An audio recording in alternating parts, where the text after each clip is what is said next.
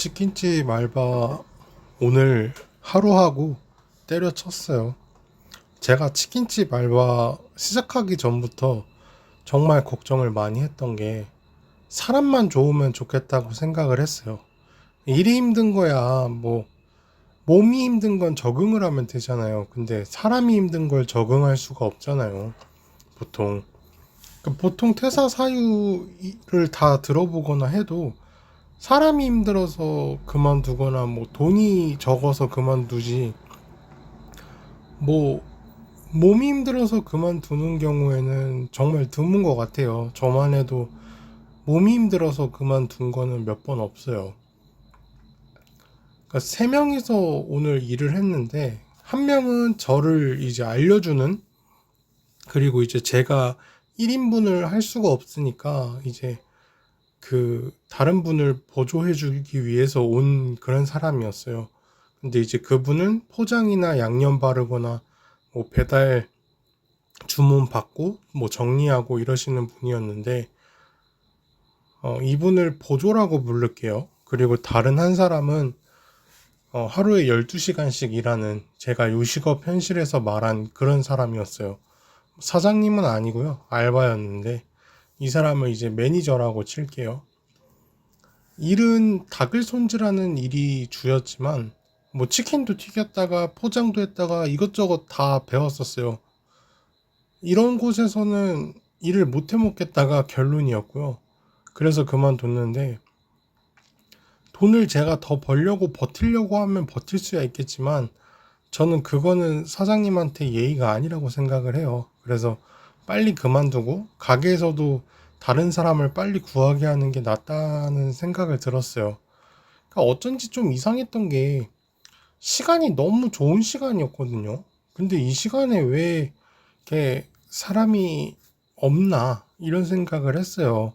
그리고 지원자도 꽤 많았었거든요. 제 기준으로는 꽤 많았었는데 왜 내가 뽑혔나 이런 생각도 했는데, 어, 우선 아까 얘기했듯이 사람이 좋았으면 계속했을 텐데, 사람이 좋았으면 좋겠다고 생각을 했는데 결국에는 그 사람이 안 좋아서 오늘 그만두게 됐어요.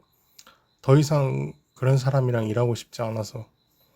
그러니까 체계도 없고요. 사람이 부족하다는 느낌이 너무 강했어요. 요식업은 정말 열악하다고 항상 말하게 되는데 한편으로는 좀 당연한 거죠. 아무래도 그 프랜차이즈기도 하고 가게가 이제 운영되려면 많은 사람을 쓰는 거는 좀 부담스럽잖아요. 일해 보면서 느낀 게 점심에도 정말 많은 사람들이 치킨을 시켜 먹는다는 걸 알았어요.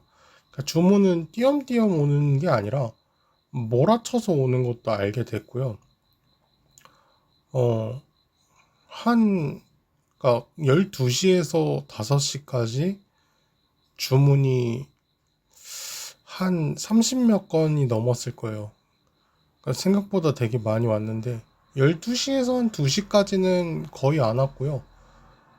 거의 2시에서 5시까지 한 25건 정도가 그 시간대에 온 것 같아요. 근데 확 몰려와가지고 엄청 이게 힘들었고요. 그러니까 뭐 하나 제대로 배울 수도 없고 가르쳐 줄 수도 없는 좀 악순환의 환경의 연속이었어요.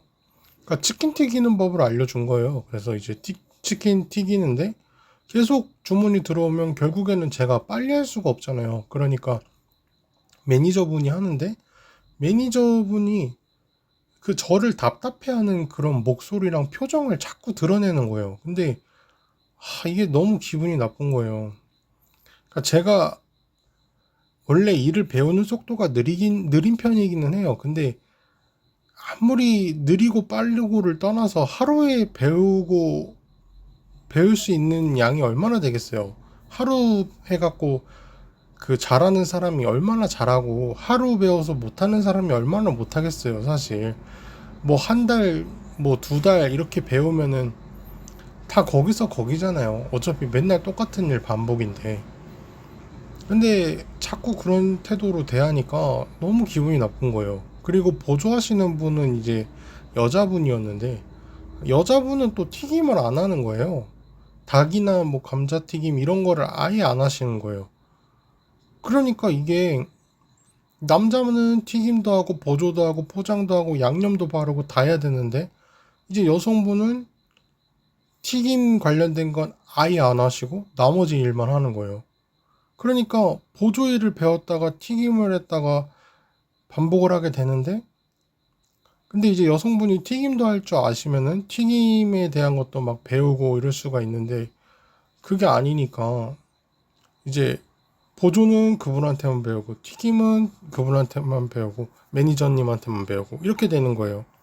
그리고 튀김도 정말 애매한 게 이제 그분은 매니저님을 오래 하셨으니까 자기만의 이제 머리에는 이게 무슨 부위고 이거를 어떻게 지금 뭐가 튀겨지고 있고 뭐 이런 게 다 계산이 되는 거예요. 근데 그 시간 체크도 너무 이상하게 체크를 하는 게 위에 있는 시간 체크를 눌렀다가 밑에 있는 체크를 눌렀다가 옆에 있는 시간 체크를 눌렀다가 근데 그 담긴 거에 대한 시간 체크를 그 담긴 칸에 해야 되잖아요. 근데 여기 담겨 있는 시간 체크는 다른 칸에 하고 있고 다른 칸에 담긴 그 시간 체크는 위에서 하고 있고 그러니까 시간 체크에 대한 것도 다 제각각으로 돼 있는 거예요. 그러니까 본인 머릿속엔 있는 건지 아니면 그냥 울리면 적당히 빼는 건지 뭔지도 모르겠어요, 도대체가. 그리고 보조일을 배웠다가 막 튀김일을 했다가 반복을 하니까 정신이 하나도 없고 튀김은 올려놓고 튀겨지는 시간이 있단 말이에요. 뭐 10분이든 5분이든 이렇게 시간이 있으면 그럼 그 시간에 또 가만히 있을 수가 없으니까 보조도 했다가 또 보조 일을 끝내면 또 다시 손질을 해요. 손질을 했다가 난잡해지는 거예요. 그리고 튀김도 막 여기 넣었다가 뺐다가 막 튀김도 분리를 했다가 그리고 또 눈대중 감으로 하는 거예요. 그래서 튀김 튀김 그 뭐라 그래야죠? 반죽이 다른 건데 튀김 반죽이 이런 반죽이 있고 저런 반죽이 있는데 이제 본인은 그냥 섞어요. 그냥 섞어서 같이 튀기고 막 이래요. 근데 나중에 분리를 해야 되는데 색이 다르다고 하는데 저는 그 색에 대해서 좀 예민할 수밖에 없단 말이에요. 아무래도 디자인과를 나왔고 그리고 미술을 배웠다 보니까 색이 민감한데 차이가 없어요. 이거는 정말 누가 봐도 차이가 없다고 봐도 될 정도로 너무 미미한 거예요. 그러니까 자기도 그냥 감으로 하더라고요. 그러니까 진짜 아니 무슨 레시피가 있고 뭐 이렇게 그런 게 다 있는데 물론 이제 짬이 차고 자기가 오래 했고 뭐 자신이 있는 거겠지만 그래도 저는 그런 식으로 일하는 사람을 처음 봤어요. 너무 본인 감으로만 하려고 하니까 그래서 막 보조 일을 하다가 튀김 일을 도와주려고 딱 가면은 이게 무슨 부위고 뭔지를 모르겠는 거예요. 근데 자기는 이제 색으로 구별할 수 있다고 그러는데 못해요. 그냥 감으로 하시는 것 같고 그리고 그 보조분한테도 물어봤어요. 그러니까 저분은 뭐 색으로 구별을 하신다고 하는데 구별하실 수 있냐고. 그러니까 보조분도 자기도 못한대요. 왜냐면 못할 수밖에 없는 게 색이 똑같은데 어떻게 구별을 해요? 내가 미술을 전공을 해도 내 눈으로도 구별이 안 되는데 무슨 신도 아니고 구별이 안 되는 걸 구별이 된다고 하니까 그리고 이게 색이 약간 다르긴 해요. 처음 튀길 때는 다른데 이제 그 튀김에 들어가서 뭐 몇 분 이상이 지나면 다 튀김 자체가 갈색을 띠잖아요. 그러니까 반죽색이 차이가 없어요. 갈색이. 그러니까 약간 연하고 약간 진하고 갈색 차이인데 이것도 오랜 시간 같은 시간 그러니까 같이 튀겨지다 보면 색깔 구별이 안 돼요. 그러니까 잠깐 튀기는 거면 구별이 되는데 이제 색깔이 똑같이 진해져요. 그러니까 고기도 그러니까 덜 익힌 거면 모르겠는데 그러니까 오래 고기를 익히다 보면 결국에 갈색이고 다 타잖아요. 거의. 그러면 얇은 두께로 썰었을 때 그게 안심인지 등심인지 무슨 살인지 어떻게 구별을 하겠어요. 대패 삼겹살처럼 얇게 썰었다고 치면은 구별을 못 한다니까요. 눈으로 그것도. 근데 그러니까 아 황당한 거예요. 그러니까 통닭처럼 닭 하나가 아니라 닭이 막 다리, 목, 뭐 날개 다 분리가 돼 있잖아요. 그리고 다리만 먹는 사람, 윙만 시키는 사람, 뭐 윙이랑 복만 시키는 사람 다 이렇게 다양하다 보니까 이것저것을 막 도와주다가 이제 뭐 해야 되나 이러고 잠깐 서 있으니까 이제 매니저가 이렇게 얘기를 하는 거예요. 제가 지금 이거 하고 있으면 알아서 저거 해주시면 제가 편해지지 않겠어요? 근데 이게 이런 말투로 얘기를 했어요. 그러니까 너무 기분이 나쁜 거예요. 그러니까 상식적으로 내가 이거 할 때는 이거 해줘야 되는 거 아닌가? 그러니까 이런 뉘앙스로 하대하듯이 말을 하는 거예요. 그러니까 알아서 저거 해주면 제가 편해지지 않겠어요? 약간 이렇게 얘기를 하는데 진짜 하, 싸우고 싶더라고요. 그러니까 이런 인간이랑 단둘이 이제 일을 해야 된다고 하는데 단둘이 이런 인간이랑 일을 하면 싸우겠다는 생각이 너무 많이 들었어요. 안 싸울 수가 없죠. 이런 말투랑 그러니까 이런 사람이랑 어떻게 안 싸우겠어요. 아무리 성격이 좋은 사람도. 그리고 제가 그렇게 성격이 좋은 편도 아니고 그러니까 저는 좋은 사람한테는 한없이 좋은 편이고 안 좋은 사람한테는 한없이 안 좋은 편이에요. 그러니까 일만 보면 치킨집이 고시원의 반도 안 힘들어요. 그러니까 점수가 100이라고 치면 고시원은 한 90, 93점? 93점 정도로 힘들어요. 그러니까 몸이 힘든 걸 얘기하는 거예요. 그리고 치킨집은 정말 한 30 정도밖에 안 힘들었어요. 근데도 치킨집은 그만둔 게 그러니까 사람이 힘든 거는 진짜 답이 없더라고요. 그러니까 그 사람에 대한 스트레스가 너무 심하니까. 근데 고시원은 몸은 정말 93으로 힘들어요. 제가 옷 사진도 올렸었지만 땀이 너무 많이 나요. 막 그래서 가끔 어지러울 때도 있거든요. 땀을 너무 흘렸을 때는.